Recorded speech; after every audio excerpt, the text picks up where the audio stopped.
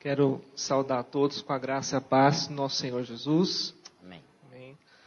Nós estamos transbordantes de alegria, lá toda a nossa família, nossa casa, porque ontem o Davi nasceu e mesmo sendo difícil, um tempo doloroso para minha esposa, porque afinal de contas ela ficou 11 horas e meia em trabalho de parto, sofreu bastante, mas mesmo assim a gente viu que Deus estava conosco, Deus cuidou de cada momento, de cada detalhe.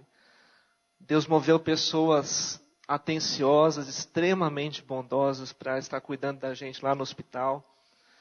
E nós louvamos a Deus porque o Davi chegou com saúde, está muito bem, a Cris também está bem.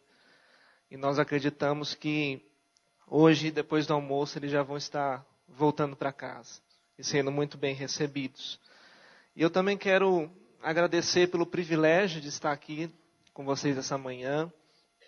E uma oportunidade bastante única para mim de estar na igreja que eu me converti, na igreja que eu cresci, e poder expor a palavra pela primeira vez. Vamos abrir as nossas Bíblias no texto do Evangelho de Mateus, capítulo 5.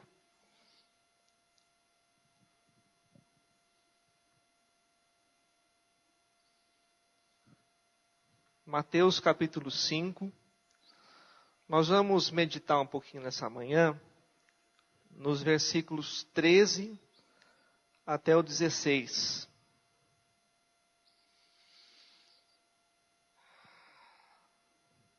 Mateus 5, do 13 até o 16. Diz assim a palavra do Senhor: Vós sois o sal da terra. Ora, se o sal vier a ser insípido, como lhe restaurar o sabor? Para nada mais presta, senão para lançado fora, ser pisado pelos homens. Vós sois a luz do mundo. Não se pode esconder a cidade edificada sobre um monte. Nem se acende uma candeia para colocá-la debaixo do alqueire, mas no velador, e alumia a todos os que se encontram na casa. Assim brilhe também a vossa luz diante dos homens, para que vejam as vossas boas obras e glorifiquem a vosso Pai que está nos céus. Vamos ter mais um momento de oração. Eu peço que você feche os seus olhos, curve a sua cabeça. Vamos entregar ao Senhor esse momento. Nosso Deus, nosso Pai, neste momento, Senhor, que nós estamos diante da Tua palavra, nós reconhecemos que precisamos da ação do Teu Espírito Santo para que nós possamos compreendê-la e, acima de tudo, sermos não só ouvintes, mas também praticantes dela. Que o Senhor esteja nos abençoando, falando aos nossos corações de uma maneira poderosa. Em nome de Jesus. Amém. Nós temos visto, ultimamente, o poder que nós temos como igreja diante da nossa sociedade. A igreja foi instaurada pelo próprio Deus a fim de que ela fosse usada como um instrumento de transformação, seja qual for a sua época, ou seja qual for a sociedade que ela está inserida. Desde os tempos da Bíblia, as comunidades cristãs que a gente vê, principalmente no livro de Atos, onde Paulo esteve presente nas suas plantações e vários outros personagens bíblicos, elas foram usadas poderosamente a fim de atingir aqueles que estavam à sua volta. E nós, como igreja de Deus, nos dias de hoje não somos diferentes. Nós estamos aqui porque Deus nos colocou em Araraquara, no centro de Araraquara e em outras comunidades da região, para abençoar o povo e para alcançar aqueles que estão longe do amor de Deus. Esse é o nosso propósito enquanto igreja. Alguns dicionários teológicos trazem um significado da palavra igreja como chamados para fora. E alguns missiólogos, principalmente aqueles que estudam o Antigo Testamento, eles dizem que a igreja, na época de Israel, no período da comunidade de Israel, a função dela não era chamar pessoas para dentro da sua comunidade, mas sim expandir a sua fé, a sua doutrina, os seus costumes religiosos para os outros povos. Então você vê no Antigo Testamento, os israelitas faziam isso. Eles eram a luz para os outros povos, eles divulgavam a sua fé e os seus costumes doutrinários para os outros povos. Então, nesse texto, Jesus está falando para os discípulos que eles têm que ser esse agente de mudança. Os discípulos, na época, tinham que entender que eles estavam ali com o Mestre para, junto com ele, causar uma transformação no meio daquele povo. Mas, antes que a gente possa entrar propriamente nesse tema, nós precisamos pensar algumas coisas. A primeira delas, nós precisamos entender e sempre relembrar que a igreja e o mundo são coisas essencialmente diferentes. Você tem que lembrar que você está aqui, mas você não é daqui. Essa pátria em que nós vivemos não é nossa. Nós estamos aqui como passageiros, como estrangeiros que estão fazendo uma peregrinação, uma viagem rumo à sua casa, à sua verdadeira casa. Então, você tem que sempre pensar que você não é deste mundo, muito embora nós estamos inseridos aqui, muito embora Deus nos colocou aqui no seio da nossa família, no meio da comunidade de Araraquara, mas você não é daqui. Esse é um fator que nos faz diferenciar muitas outras coisas na nossa vida cristã. Segundo, a igreja, ela exerce um papel de preservação e também de transformação no mundo que ela vive. Quando Jesus fala para os discípulos, ele usa dois termos que nós estamos acostumados a viver e a falar corriqueiramente no nosso dia a dia, que são o sal e a luz. Mas, se a gente for estudar propriamente os elementos, as funções desses elementos, nós vamos encontrar coisas interessantes. Por exemplo, quando eu tive a oportunidade de viajar juntamente com o pessoal do PV Norte, lá para uma comunidade ribeirinha no interior do Pará, nós notamos uma coisa interessante. É que lá no Amazonas e também no Pará em algumas comunidades, a maioria das comunidades não tem energia elétrica. Então, algumas delas funcionam somente com um gerador, que é o motor do barco que fica ligado para produzir energia, mas é só das 6 da tarde às 10 da noite. Então, nesse período não adiantava a gente fazer nenhuma programação, porque o pessoal não ia. Eles usavam esse tempo para assistir televisão. Então, não tinha energia elétrica. Com isso, não tinha geladeira, não tinha freezer, não tinha micro-ondas. E como é que eles faziam para conservar os seus alimentos? Além deles usarem cubos de gelo no isopor, eles usavam também o sal. Quando eles compravam as carnes das caças, que também não vinham do supermercado, eles mesmos caçavam anta, paca, jacaré e tudo mais, eles guardavam as carnes com sal. Porque o sal, ele tinha a função de preservar aquele alimento por alguns dias. Não durava muito, mas o sal preservava. E isso foi uma coisa que me chamou a atenção. Então, o sal que Jesus usa nesse texto é justamente a função de preservação de toda a humanidade. Deus não destrói a humanidade por causa da igreja. Deus não aniquila a humanidade pela misericórdia que Ele tem, pelo coração inclinado em direção aos seus. Então, uma das funções da igreja é de preservar. A outra função, que é a função da luz, é a função de transformar, de iluminar o caminho para que as pessoas possam enxergar a verdade através de mim e de você. Quando nós estávamos também lá no Pará, na comunidade, uma noite eu fui caçar com os homens. E foi uma experiência terrível, eu nunca mais quis ir. Porque no começo você fica empolgado, querendo conhecer, querendo estar junto. E aí na noite que eles foram caçar jacaré, eu fui junto. E o jacaré, ele demora para morrer. Você dá tiro, lança o arpão, ele desmaia por um tempo, depois ele volta, depois ele desmaia de novo, depois ele volta, até ele morrer. Mas um fato interessante é que quando nós vamos caçar na comunidade, a gente não podia usar muito a lanterna, porque a lanterna espantava os bichos. Então você tinha que andar no rio totalmente no escuro. E aquilo lá era um breu de dar medo. Você não via nada, você só via assim o vulto das árvores e o clarão da água. E a lua batia na água. Só isso, mais nada. Então você só tinha que usar a lanterna para quando você enxergasse um bicho, dava uma piscada na lanterna para ver onde é que ele estava e pronto, atirava. Então a luz ela tinha essa função de nos indicar onde é que estava o objeto que a gente estava procurando. Então a igreja também tem essa função. E por fim, nós vamos estudar essa manhã. Eu quero dividir primeiramente a nossa lição em duas partes.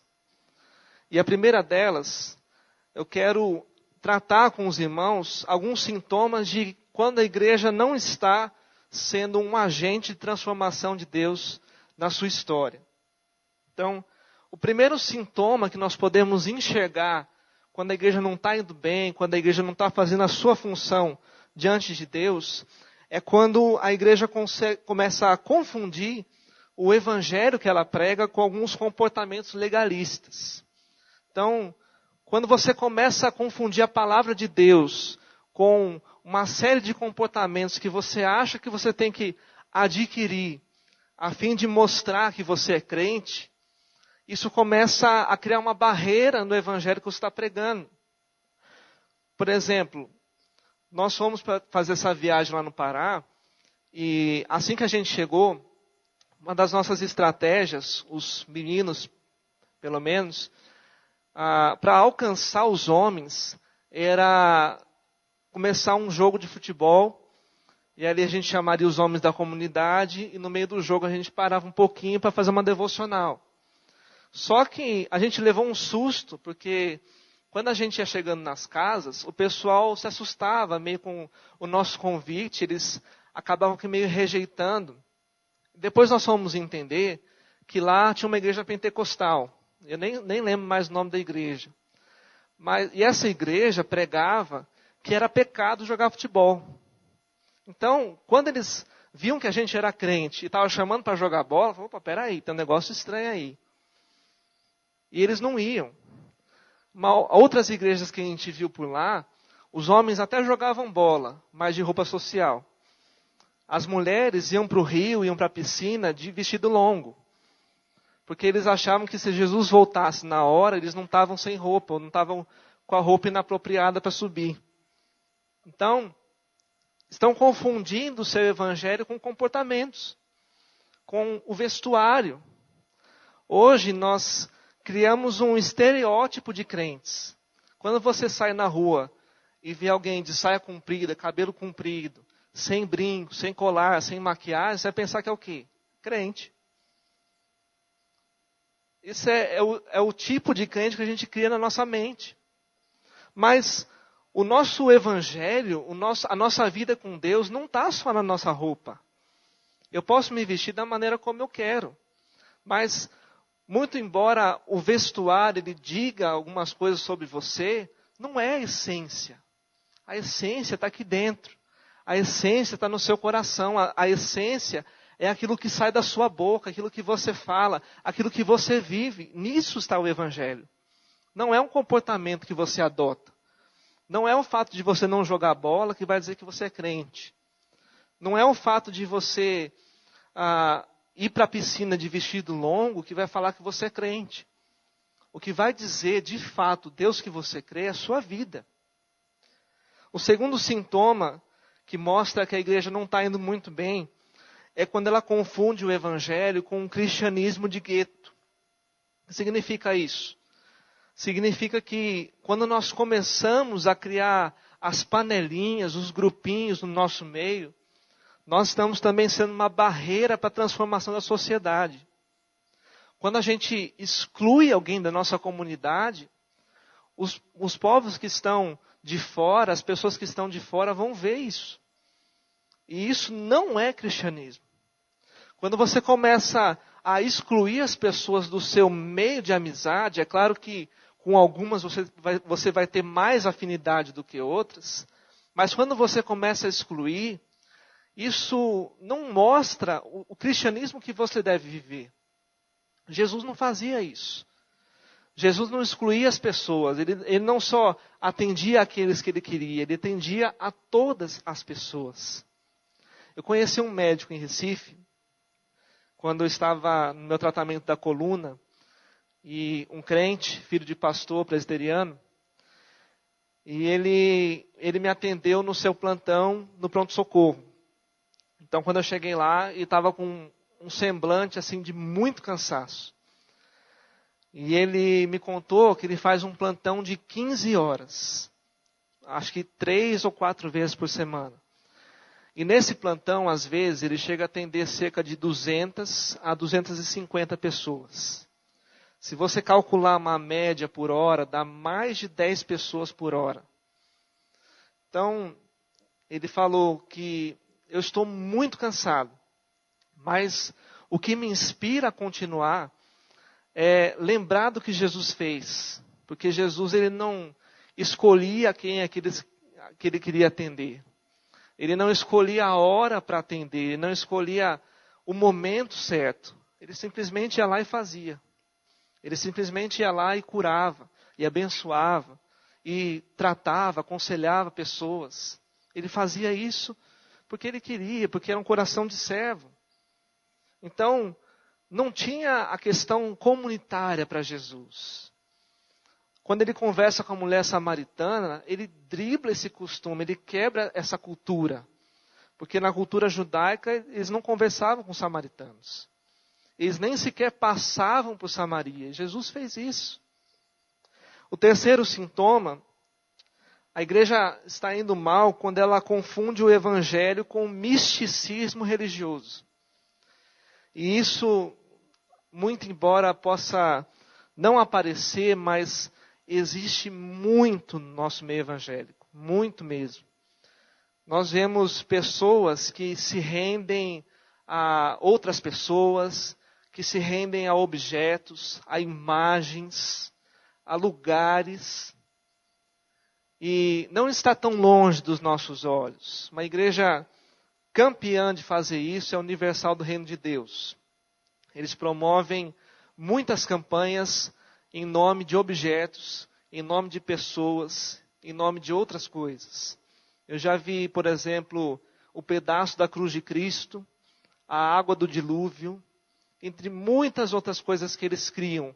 A arca da aliança, que a pessoa tinha que passar na frente, tocar na arca para ela prosperar. Então, muitas vezes nós fazemos isso. Nós trocamos o Criador pela criatura. Nós estamos envolvendo um misticismo na nossa religião, um misticismo na nossa fé. Muitas pessoas crentes vão visitar Jerusalém, não é só por curiosidade, para adquirir um conhecimento dos lugares da Bíblia. Vão para rezar no Muro das Lamentações, vão para fazer não sei o que lá em tal lugar. Vão para fazer várias coisas envolvendo misticismo. E isso não é cristianismo, isso não vai fazer com que você seja usado por Deus para mudar a sua história, para mudar as pessoas que você vive. O quarto sintoma é quando a igreja confunde o evangelho com uma doutrina sem vida. E isso também nós vemos muito no nosso meio. Pessoas que são ortodoxas na cabeça, mas são hereges na conduta. Pessoas que têm muito conhecimento da palavra, mas não vivem aquilo que elas conhecem. Eu estou no meio do seminário e eu vejo muito isso nos pastores, em alguns deles. São extremos conhecedores, mas a vida é muito pobre. São pessoas que são extremamente cultas, que sabem mesmo aquilo que elas ensinam, mas a vida, infelizmente, não ensina nada. Nós temos que orar e pedir a Deus que tenha misericórdia dessas vidas. Eu também espero que não seja a situação de nenhum de nós. Porque às vezes tem isso nas igrejas também. Mas, por outro lado, além desses sintomas, também tem alguns métodos que a igreja pode adotar para que a igreja esteja no rumo certo, de acordo com as suas funções. Porque nós vimos aqui alguns sintomas de que nós podemos nos avaliar, nós podemos pensar na nossa vida, nas nossas condutas, e agora nós podemos entender como é que nós podemos fazer para estar de acordo com aquilo que Deus quer de nós, para estar de acordo com o padrão de Deus para a minha e para a sua vida. Como é que a igreja pode tornar-se um agente de transformação na sua história? Primeiro, quando ela vive como um luzeiro no mundo. Vamos olhar novamente para o verso 14. Vós sois a luz do mundo. Não se pode esconder a cidade edificada sobre um monte. Aqui Jesus é bem categórico. Ele diz, vocês são a luz. Ele não mostra que ele escolheu outras pessoas ou escolheu outros seres para proclamar a tua palavra. Mas ele diz, vocês são a luz. É vocês que eu quero usar para transformar o meu mundo. É vocês que eu quero usar para alcançar aquelas pessoas que ainda vão vir para o meu reino. Não são anjos, não são outras hostes, são vocês. São seres humanos. É a igreja que Deus quer usar. A igreja não está aqui ratificada em Araraquara simplesmente por estar, por ser um lugar bonito, uma cidade boa. A igreja esteve aqui esse tempo todo para causar transformações. Foi esse o papel da igreja quando eu cheguei aqui. Foi isso que causou no meu coração. A transformação, a vontade de viver uma vida nova com Deus. E é isso que a igreja tem que causar, esse impacto maravilhoso para as pessoas que estão de fora, para as pessoas que chegam. Tem que ser luz, tem que mostrar qual é a verdade. Hoje nós vemos muitos evangélicos que não mostram a verdade, que não são luz. Nós estamos vivendo uma época em que a mídia está adorando zombar dos crentes. Então, principalmente a TV Globo. Eles amam pegar no pé dos cristãos. Eles adoram fazer chacota dos cristãos. Esse Festival Promessas que eles fazem todos os anos é um exemplo disso. Porque os artistas que fazem parte desse tipo de programação não estão lá para adorar o nome do nosso Senhor. São pessoas que querem o seu próprio aplauso, o seu próprio espaço. E um nome conhecido como esse é aquele Thales Roberto, que eu acho nojento. Para você ter uma ideia, ele foi para Recife várias vezes no ano passado, e uma das vezes que ele foi, tinha uma banda evangélica de uma igreja lá que ia abrir o show dele. Sabe o que ele fez? Ele mandou tirar a banda do palco, porque a estrela da noite era ele.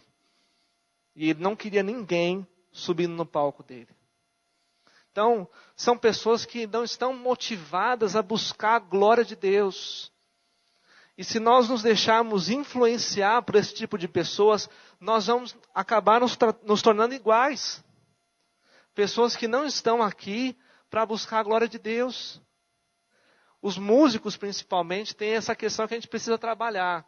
O nosso ego. Porque se você sobe aqui com a motivação errada, você vai levar outras pessoas a terem a motivação errada também. Se você sobe aqui não com a motivação de louvar a Deus, mas com a motivação de mostrar que você canta bem, Deus pode quebrar suas pernas também. Deus pode fazer com que você não cante mais. Quem prega também tem isso. Se não souber controlar o seu próprio ego, a pessoa vai sempre batalhar para pregar um texto bom, vai batalhar para quando estiver lá fora para cumprimentar os irmãos, alguém bater nas suas costas e dizer, ó, a mensagem hoje foi boa, viu? Um professor meu lá do seminário, o pastor Daniel Carneiro, ele disse que o ano passado ele foi pregar no aniversário de uma igreja. E ele pregou alguma coisa sobre pecado, imoralidade, alguma coisa assim. Quando acabou o culto, uma irmã veio falar com ele e disse assim: pastor, da próxima vez que você vier pregar aqui, pregue uma mensagem que vai nos aliviar, que vai nos colocar para cima. E ele chegou para ela e disse o seguinte: irmã, eu prego aquilo que Deus colocar no meu coração, não aquilo que você quiser. E uma outra motivação errada também são as pessoas que ouvem os sermões. Porque muitas vezes a gente vem para a igreja para ouvir aquilo que a gente quer ouvir, e não aquilo que a gente precisa ouvir. Que muitas vezes vai doer. Muitas vezes Deus vai falar na sua vida de uma maneira dolorosa. Mas é o que você precisa, não é o que você quer. São mensagens que a igreja precisa ouvir. Uma outra maneira da igreja ser um agente de transformação é usando todos os métodos legítimos para alcançar o maior número de pessoas. Quando nós tratamos de métodos legítimos, se nós entendemos que a Bíblia diz que a fé vem pelo ouvir a palavra de Deus, ela está envolvendo a pregação do Evangelho. Mas não somente a oratória, não somente a oratória formal da pregação, mas todos os outros meios bíblicos e legais que podem ser usados para a evangelização. Por exemplo, você não vai chegar numa praia para falar com um surfista de terno e gravata com a Bíblia debaixo do braço, que ele não vai te ouvir. Você não vai chegar no meio de uma comunidade indígena e montar um púlpito e criar um culto, uma liturgia correta, uma liturgia toda formal para falar com eles, que eles não vão te ouvir. Você não vai chegar para crianças e pregar do jeito que nós pregamos aqui, porque ela não vai querer te ouvir. A criança tem uma capacidade de concentração muito baixa. Então, você tem que ter uma abordagem diferente. Você tem que ter um tratamento contextualizado. Isso não é pecado. Nós vemos na Bíblia 2 exemplos disso. O primeiro exemplo é o exemplo do apóstolo Paulo. Paulo, ele diz o seguinte, em 1 Coríntios 9, 19 a 23, ele diz: porque sendo livre para com todos, fiz-me servo de todos para ganhar ainda mais. E fiz-me como judeu para os judeus, para ganhar os judeus, para os que estão debaixo da lei, como se estivesse debaixo da lei, para ganhar os que estão debaixo da lei. Para os que estão sem lei, como se estivesse sem lei, não estando sem lei para com Deus, mas debaixo da lei de Cristo, para ganhar os que estão sem lei. Fiz-me como fraco para os fracos, para ganhar os fracos. Fiz-me tudo para todos, para por todos os meios chegar a salvar alguns. E eu faço isso por causa do Evangelho, para ser também participante dele. Veja que Paulo, ele não está ensinando aqui uma duplicidade doutrinária, mas ele está ensinando a flexibilidade na pregação da palavra. Ele diz: eu fiz-me como um fraco para ganhar os fracos. E como diversas outras maneiras que ele usou para ganhar o maior número de pessoas para Cristo. E é isso que nós devemos fazer como igreja. Fazer diversos tipos de trabalho para ganhar o maior número de pessoas possíveis. Então, se você for pregar para um índio, pregue de uma maneira diferente. Para adultos, pregue de uma maneira diferente. Para crianças, também a mesma coisa. Nós temos que criar a nossa pregação de uma maneira que vá alcançar os corações. Quando nós vamos pregar de púlpito, nós temos que entender que na própria igreja nós temos diversas classes sociais diferentes. E o nosso nível de linguagem, o nível do nosso sermão tem que estar tão baixo a ponto de que o irmão da classe social mais baixa possa entender a sua pregação. Não importa se tenham médicos, advogados, se tiver uma pessoa mais simples, pregue de um jeito mais simples, para que todos possam entender. Jesus também usou vários métodos de contextualização. E como nós já tratamos aqui a questão da conversa com a mulher samaritana. Nós vemos que nessa passagem bíblica, Jesus ele quebrou alguns preconceitos importantes. Por exemplo, ele quebrou o preconceito cultural, né, que eles não podiam se dar com outros povos, principalmente samaritanos. O preconceito moral por se tratar de uma mulher. Segundo a cultura daquela época, os homens não podiam conversar sozinhos com as mulheres, e Jesus fez isso. Religiosa, por se tratar entre judeus e samaritanos, e também a questão daquela briga toda envolvendo os dois povos. Mas o objetivo dele foi somente alcançar a vida daquela mulher. E ele faz isso de uma maneira magistral. Ele quebra vários preconceitos a fim de alcançar uma vida. E ele fez isso diversas ocasiões para alcançar todos aqueles que estavam o cercando.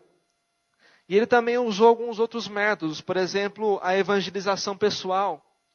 Nós vemos no Novo Testamento cerca de 35 episódios em que Jesus fala pessoalmente com as pessoas.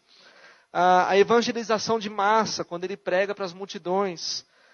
O ensino, através do Sermão do Monte. E também a sua evangelização pelo serviço, quando ele cura as pessoas, quando ele alimenta as pessoas, quando ele lavou os pés dos discípulos, ele também estava proclamando a palavra de Deus.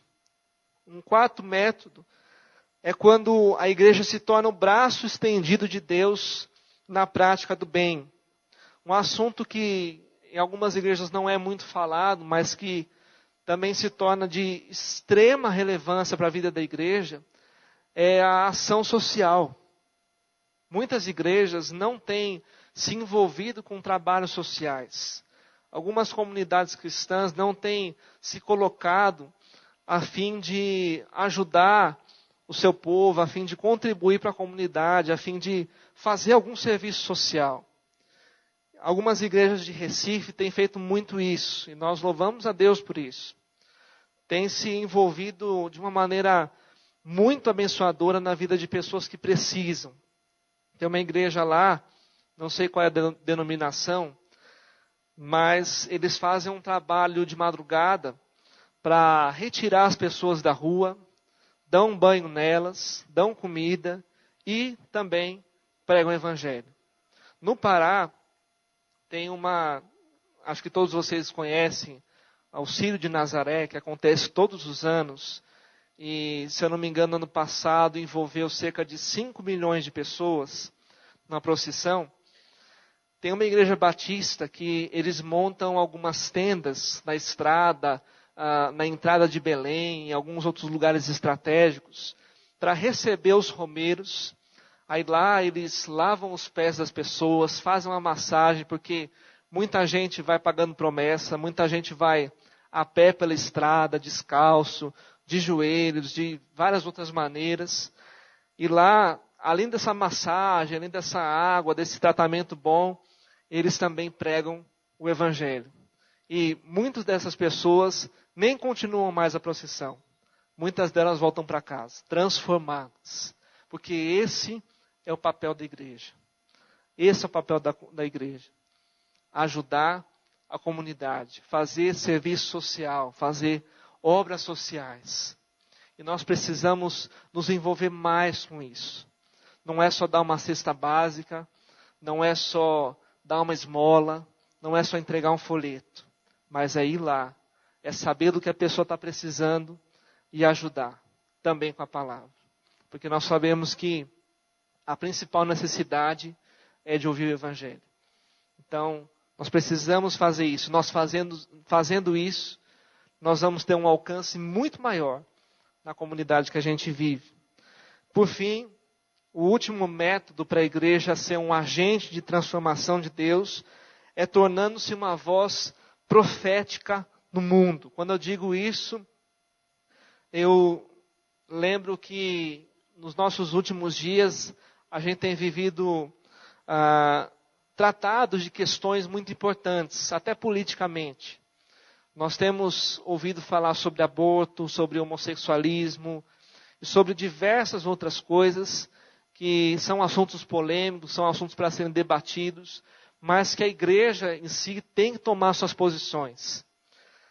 Quando eu vim viajando de Recife para cá, nós pegamos o mesmo voo que o deputado Marco Feliciano. Nós encontramos com ele no avião. E eu fiquei pensando, eu posso não concordar com ele em muitas questões doutrinárias e teológicas, que algumas vezes são meio malucas, as doutrinas da igreja dele. Mas em uma coisa eu o apoio: a coragem que ele tem de defender o ponto de vista cristão sobre o homossexualismo. Isso eu tiro o chapéu para ele. Isso eu estou com ele. Silas Malafaia é a mesma coisa, outros pastores também. Nós temos que ter a coragem de colocar a palavra de Deus diante de assuntos tão polêmicos que têm sido debatidos. Nós não podemos ser omissos, não podemos ser covardes. Nós temos que colocar a palavra de Deus para as pessoas. Nós temos que colocar aquilo que Deus fala sobre esses assuntos. Nós temos que ser corajosos, que travar batalhas, que colocar diante da sociedade aquilo que Deus pensa. A igreja não pode ficar escondida entre quatro paredes. A igreja tem que se colocar nesses assuntos. Nisso nós temos que copiar a coragem desses homens. E não somente eles, mas durante toda a história da humanidade nós vemos homens e mulheres que foram extremamente corajosos e que lutaram e muitas vezes até morreram pela sua fé. Também na história da Reforma, nós vemos a vida de Lutero, de Calvino, Zwinglio, entre muitos outros homens que tiveram coragem de expor a verdade diante dos olhos daqueles homens daquela época. De confrontar muitas coisas que aconteciam de errado. De desafiar os homens a segui-los, a acompanhá-los na sua fé. Nós temos que ter essa ousadia. Nós temos que, como igreja, ser ousados e desafiar a humanidade para aquilo que é correto de acordo com a palavra. E para concluir, eu quero deixar como lição nessa manhã que eu e você precisamos ser mais sal e mais luz no mundo que nós vivemos hoje. A igreja evangélica precisa de fato e de verdade fazer a diferença. Nós vemos o número de evangélicos no Brasil crescendo assustadoramente muitas vezes. Mas nós temos que nos concentrar e pedir a Deus que nos ajude a vivermos de fato esse evangelho. Porque os números falam, mas os números não transformam, os números não dizem de fato aquilo que nós cremos. Porque tem muitos evangélicos que não fazem a diferença, que não são iguais ao mundo. Mas a igreja de Deus precisa ser um agente de transformação na sua história. A igreja de Araraquara e todas as outras igrejas estão onde estão para mudar a história. Não simplesmente para fazer parte, mas para mudar. Que eu e você possamos participar dessa mudança. Que a cada dia a igreja de Araraquara e todas as outras igrejas possam se envolver no projeto de Deus para o mundo. Que Deus nos abençoe. Vamos orar mais uma vez. Vamos nos colocar de pé.